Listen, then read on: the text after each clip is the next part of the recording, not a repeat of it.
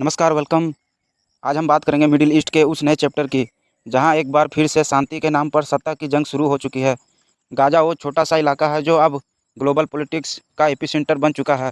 Israel और Hamas के बीच जो लड़ाई अब तक मिसाइल और सीज़ फायर तक सीमित थी, अब उसमें एंट्री ले चुका है तुर्की, Pakistan, Saudi Arabia, Qatar, UAE और इजिप्ट जैसे बड़े मुस्लिम देश। तुर्की के इस्तांबुल में हुई इस बड़ी मीटिंग ने एक नया सवाल खड़ा कर दिया है। क्या यह देश वाकई में पीस फोर्स भेजना चाहते हैं या फिर किसी नए जियोपॉलिटिकल गेम की शुरुआत है? दोस्तों, थोड़ी कहानी पीछे ले चलते हैं। 2020 में डोनाल्ड ट्रंप ने इजरायल फ़लस्तीन कॉन्फ्लिक्ट में मीडिएशन की थी।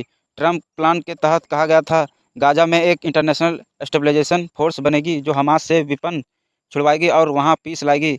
लेकिन इजरायल ने तब साफ चेतावनी दी थी, बिना हमारी परमिशन की कोई भी फॉरेन फोर्स गाज़ा में कदम नहीं रखेगी। अब वही बात फिर से उभर कर आई है, क्योंकि आज मुस्लिम वर्ल्ड के कई देश तैयार हैं गाज़ा में अपनी आर्मी भेजने के लिए।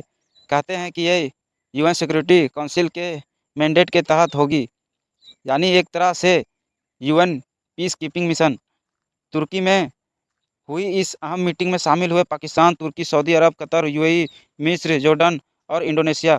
बैठक की अध्यक्षता की तुर्की फॉरेन मिनिस्टर हकान फिदान ने। यहाँ मुख्य एजेंडा था, गाज़ा में भेजी जाने वाली संयुक्त मुस्लिम फोर्स का स्ट्रक्चर क्या होगा, क्या इजरायल इसकी इजाज़त देगा, और सबसे अहम, इस फोर्स का खर्च कौन उठाएगा। यहीं पर पाकिस्तान ने अपनी ओल्ड हैबिट दिखा दी। जनरल आसिम मुनीर ने कहा, हम अपनी सेना तो भेजेंगे लेकिन हर सेना के बदले $10,000 चाहिए, यानी लिटरली भाड़े की फौज वाला प्रस्ताव। और सुनिए, इजरायल ने मजाक में जवाब दिया, ठीक है, हम $100 देंगे। इमेजिन कीजिए, $10,000 की डिमांड और $100 की ऑफ़र। पाकिस्तान की डिप्लोमेटिक इंसल्ट पूरी दुनिया में वायरल हो रही है। तुर्की का ड्रीम साफ है, वह चाहता है कि मुस्लिम वर्ल्ड की लीडरशिप उसी के हाथ में आए। हिस्ट्री देखें तो ओटोमन एम्पायर का केंद्र तुर्की ही था। अर्दोगन आज भी उसी लेजेसी को रिवाइव करना चाहते हैं। तुर्की लंबे समय से हमास लीडर को अपने यहाँ शरण देता रहा है। जब इजरायल ने कहा था, हम हमास के आतंकियों को किसी भी देश में जाकर मारेंगे, तो फिर तुर्की पीछे नहीं हटा।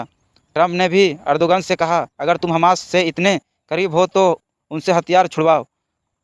और तब से तुर्की ने खुद को एक मीडिएटर की तरह पेश करना शुरू किया, जो हमास और उस यूएस दोनों के बीच संवाद रख सके। अब ग्राउंड पर क्या चल रहा है? सीज फायर के बावजूद हमास पहले से ज़्यादा स्ट्रॉन्ग हो गया है। यूएस और इजरायल के ड्रोन्स ने विजुअल्स जारी किए हैं, जिनमें हमास फाइटर्स रिलीफ ट्रक लूटते दिखे हैं। इजरायल का कहना है, हम सीज फायर में भी हमास को हथियार जुटाते देख रहे हैं। इसलिए तुर्की और बाकी देशों ने कहा, अगर हमास हथियार नहीं छोड़ेगा तो हम अपनी फोर्सेस भेजते रहेंगे ताकि स्टेबिलिटी लाई जा सके। पर रियल क्वेश्चन यह है कि क्या यह फोर्स हमास के खिलाफ जाएगी या इजरायल के खिलाफ? क्योंकि अगर यह गाज़ा में पहुंची तो वहां लॉयल्टी टेस्ट शुरू होगा और इजरायल को सस्पिशियस रहेगा कि यह फोर्स कहीं हमास की मदद ना कर दे। अब आते हैं पाकिस्तान पर, जिसका फोकस पीस से ज़्यादा पेमेंट पर है। जैसे पहले अफगानिस्तान में हुआ था, जब अमेरिका ने तालिबान के खिलाफ एक्शन के लिए पाकिस्तान को डॉलर दिए। अब वही स्क्रिप्ट दोहराई जा रही है गाज़ा में। सोशल मीडिया पर मीम्स छा गया, $5,000 दो, पाकिस्तान सेना भेजो। और इजरायल ने ओपनली पाकिस्तान की वैल्यू घटाकर $100 पर सोल्जर कर दी। यह इंसल्ट सिर्फ डिप्लोमेसी की नहीं, सेल्फ रिस्पेक्ट की भी थी, क्योंकि किसी देश की आर्मी पर हेड रेट पर बार्गेन करे, ये दुनिया में शायद पहली बार देखा गया है।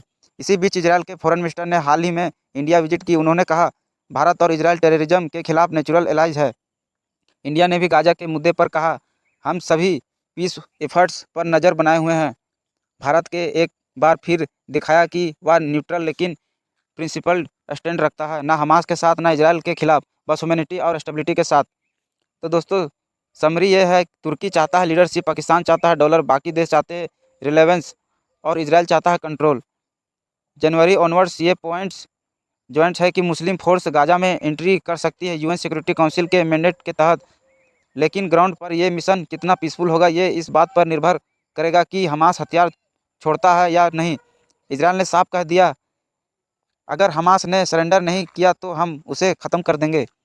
दूसरी तरफ मुस्लिम अलायंस खुद इंटरनेशनल डिफरेंसेस से भरा हुआ है। कतर और सऊदी एक दूसरे को टॉलरेट नहीं करते हैं। तुर्की अपनी डोमिनेंस चाहता है और पाकिस्तान बस फंडिंग ढूंढ रहा है। अंत में सवाल यही होगा कि क्या ये फोर्स गाजा में पीस लाएगी या फिर न्यू प्रॉक्सी वार की शुरुआत करेगी।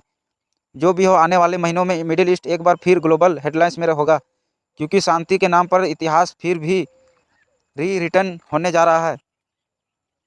अगर आपको यह एनालिसिस पसंद आया हो तो चैनल को सब्सक्राइब करें और कमेंट में बताएं, क्या आपको लगता है यह मुस्लिम पीस फोर्स वास्तव में शांति लाएगी या फिर पावर शो ऑफ